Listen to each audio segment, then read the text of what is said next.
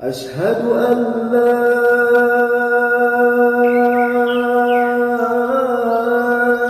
إله إلا الله.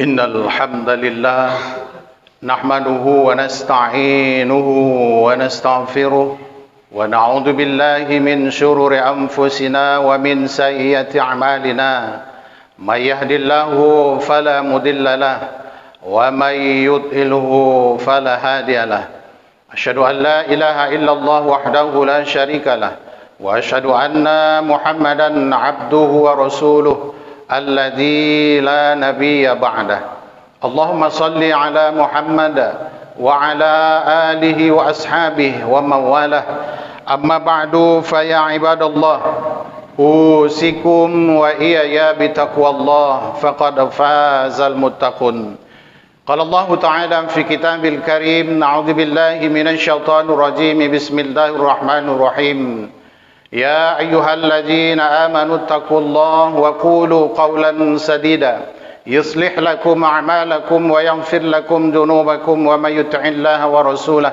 فقد فاز فوزا عظيما وقال الله تعالى أيضا يا أيها الذين آمنوا اتقوا الله حق تقاته ولا تموتن إلا وأنتم مسلمون صدق الله العلي العظيم. Jamaah Jumat rahimakumullah. Mari kembali kita bersyukur kepada Allah Subhanahu wa taala atas limpahan karunia yang diberikan Allah. Nikmat sehat dan nikmat lapang waktu, yang ini satu nikmat yang sering kita lupakan. Hari ini kita hadir di masjid yang kita cintai ini karena Allah berikan nikmat sehat dan nikmat lapang waktu. Ada dari saudara kita yang hari ini tak Allah berikan nikmat sehat, tapi diberikan lapang waktu, maka dia pun tidak akan bisa hadir bersama kita di masjid yang kita cintai ini. Ada yang diberikan Allah nikmat lapang waktu, ada yang diberikan Allah nikmat sehat, tapi tak diberikan lapang waktu. Itulah yang paling banyak hari ini saudara-saudara kita yang berkeliaran di pasar sana tanpa pernah punya rasa tanggung jawab sebagai kewajiban hari ini, cuma beberapa menit ke depan menghambakan diri kepada Allah Subhanahu wa taala. Mudah-mudahan kita termasuk ke dalam golongan orang-orang yang diberikan Allah ketakwaan. Salawat dirangkaikan salam kepada baginda Nabi Muhammad Rasulullah sallallahu alaihi wasallam. Allahumma salli wa sallim wa barik alaihi. Mudah-mudahan kita mendapatkan syafaat nanti di kemudian hari. Jamaah rahimakumullah. Khatib senantiasa berwasiat takwa kepada diri sendiri dan kepada kita keseluruhan jamaah. Kiranya takwa yang Allah hadirkan dalam diri kita wajib kita jaga sampai kita meninggalkan dunia ini. Mudah-mudahan dengan takwa itu bisa memilah dan memilih mana yang hak dilakukan kita sebagai hamba Allah, mana yang tak layak kita lakukan. Jamaah rahimakumullah, judul khutbah kita pada kesempatan yang singkat ini adalah ada 4 golongan macam yang bisa menghantarkan kita ke dalam kesombongan.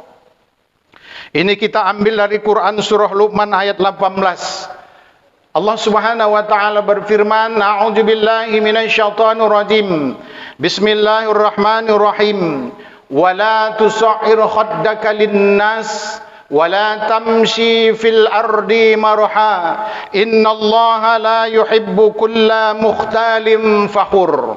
Kalau kita artikan secara bebas, janganlah kamu memalingkan mukamu dari manusia karena sombong. Wala tamshi fil ardi marha, dan janganlah kamu berjalan di muka bumi Allah ini dengan angkuh. Innallaha la yuhibbu kulla mukhtalin fakhur. Sesungguhnya Allah Subhanahu wa taala tidak suka, benci kepada orang-orang yang angkuh dan membanggakan diri. Apa yang pertama yang bisa mengantarkan kita, menyebabkan kita kesombongan? Yang pertama adalah ziyadatul ilmi. Bertambahnya ilmu kita. Seyogyanya dengan bertambahnya ilmu kita, kepandaian kita menjadikan kita orang yang tidak sombong. Bertambah tawaduk kita sehingga kita mampu menerima nasihat orang lain. Jamaah rahimakumullah, salah satu orang yang rendah ilmunya adalah dia tidak mau menerima nasihat orang lain. Dia akan mengatakan bahwa kan aku yang paling tua, aku yang duluan makan garam ketimbang kamu. Itu salah. Sebesar apapun dia, sebodoh apapun dia di pandangan kita, tapi kalau itu memang nasihat yang bagus, ambil. Makanya tak jarang ketika seseorang bertambah ilmunya, kadang-kadang dia mampu membodohkan saudaranya. Dengan bertambah ilmunya, yang dia anggap ilmunya lebih tinggi, membid'ahkan amal saudaranya. Bahwa amalnya lah yang lebih benar, yang lebih dekat dengan Allah. Sementara amal orang lain enggak betul. Bid'ah semua, juga salah. Makanya ketika bertambah ilmu kita, ziyadatul ilmi kita, kita harus bertambah tawadhu. Kalau ada orang memberikan nasihat kepada kita, siapapun dia, bagaimanapun pakaiannya, terima. Kalau itu memang baik di hadapan agama kita. Yang kedua, jamaah rahimakumullah, yang membuat kita bertambah sombong adalah ziyadatul mal, bertambahnya harta kita. Jamaah rahimakumullah, harta yang Allah titipkan kepada kita, harta yang Allah berikan kepada kita, seyogyanya dengan harta itu bisa mendekatkan kita kepada Allah Subhanahu wa taala.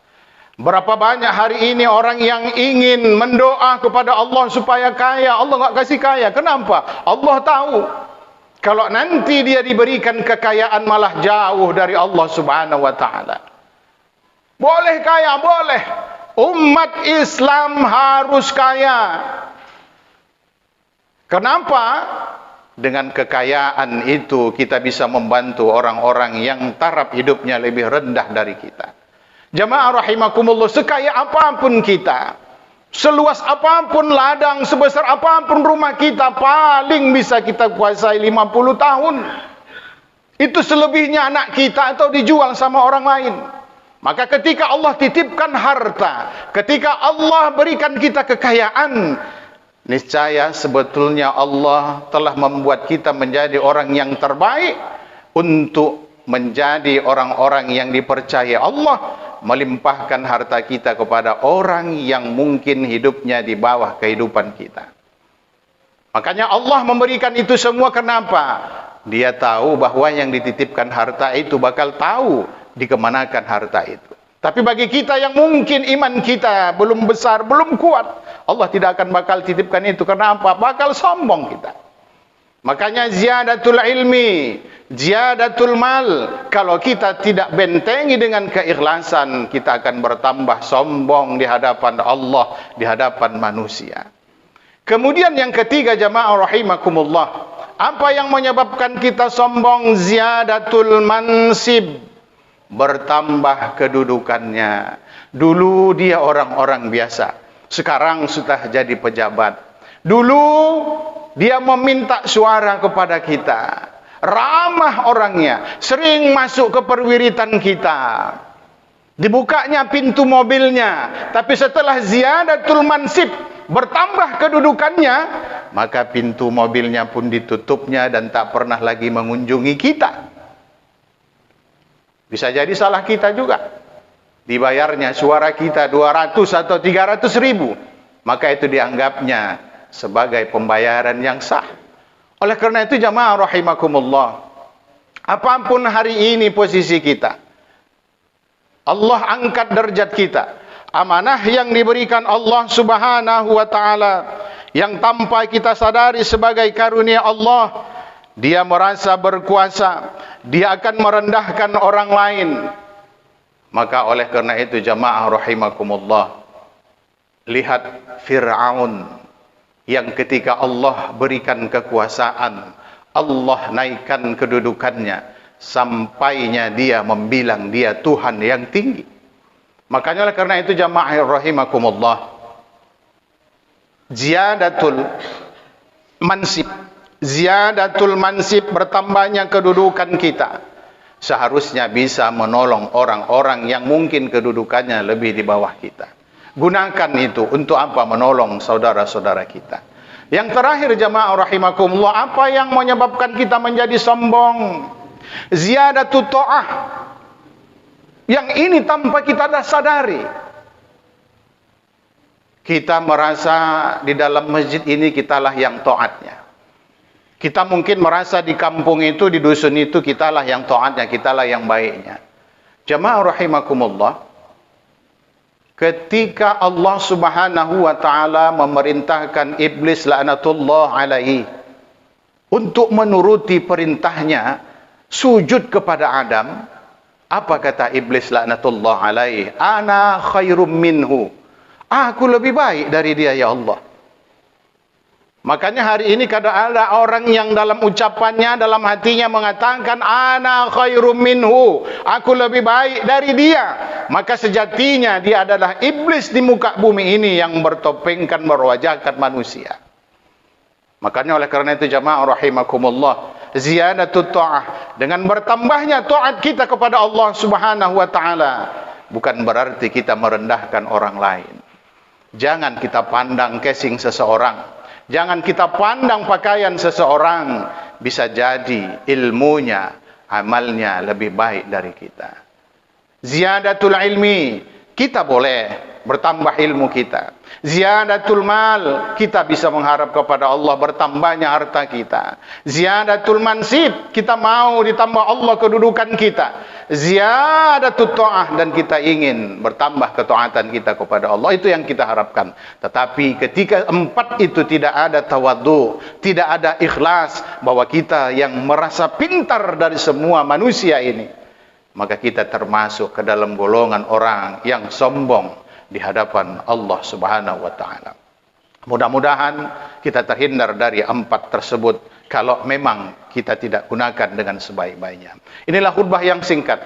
Mudah-mudahan kita terbebas, terlepas dari sifat kesombongan, karena yang berhak sombong itu adalah Allah Subhanahu wa taala. Al-Mutakabbir, pakaian sombong adalah pakaian Allah Subhanahu wa taala. Barakallahu li wa lakum wa nafa'ani wa iyyakum bima fihi minal ayati wa dzikril hakim. Wa taqabbal minni wa minkum tilawatah, innahu huwal ghafurur rahim. Alhamdulillahi rabbil alamin wa bihi nasta'in ala umurid dunya waddin. Asyhadu an la ilaha illallah iyyahu na'budu wa iyyahu nasta'in. وأشهد أن محمدا عبده ورسوله المبعوث رحمة للعالمين. اللهم صل على محمد وعلى آله وأصحابه وذريته وقرابته أجمعين. أما بعد فيا إخوان المسلمين اتقوا الله حق تقاته ولا تموتن إلا وأنتم مسلمون. وقال الله تعالى إن الله وملائكته يصلون على النبي يا أيها الذين آمنوا صلوا عليه وسلموا تسليما. اللهم صل على محمد وعلى آل محمد كما صليت على إبراهيم وعلى آل إبراهيم وبارك على محمد وعلى آل محمد كما باركت على إبراهيم وعلى آل إبراهيم في العالمين إنك حميد مجيد. وارض اللهم عن الخلفاء الراشدين أبي بكر وعمر وعثمان وعلي وعن بقية الصحابة رسول الله أجمعين وتابع التابعين ومن تبعهم بإحسان إلى يوم الدين وعلينا معهم برحمتك يا أرحم الراحمين. اللهم اغفر للمؤمنين والمؤمنات والمسلمين والمسلمات الأحياء منهم والأموات إنك سميع قريب مجيب الدعوات. آمين يا الله ويا قاضي الحاجات. اللهم إنا على ذكرك وشكرك وحسن عبادتك. اللهم اكفنا بحلالك عن حرامك وأغنينا بفضلك عمن سواك.